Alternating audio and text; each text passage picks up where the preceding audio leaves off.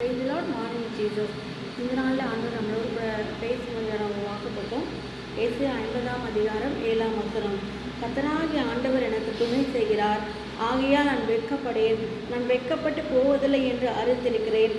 ஆதலால் என் முகத்தை கற்பாறையை போல் ஆக்கினேன். ஆமென்.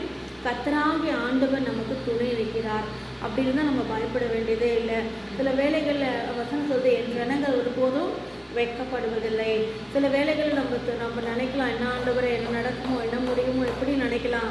ஆனால் வசனம் சொல்லுது, கர்த்தர் நமக்கு துணை நிற்கிறாரா, கர்த்தர் நம்ம கூட இருக்கிறாரா. அப்படி இருக்கும்போது கண்டிப்பாக நம்ம வெட்கப்பட்டு போக கர்த்தர் நம்மளே விட மாட்டார். நம்மளுக்கு ஒரு வாக்குத்தத்தம் கொடுத்துருக்காரு. அப்படி ஒரு பாதையில் நடந்து கொண்டிருக்கோமா, இந்த கன்ஃபர்மேஷன்லாம் நமக்கு இருந்துச்சுன்னா கட்டாயம் தேவன் நம்மை வெட்கப்பட்டு போகவே விட மாட்டார். அதனால சொல்கிறாரு, நான் வெட்கப்பட்டு போவதில்லை என்று அறிந்திருக்கிறேன். அது நமக்கு ஒரு நம்பிக்கை வேணும், ஏன்னா ஒரு விசுவாசம் வேணும், காணாதவனை குறித்த ஒரு நிச்சயம் வேணும்.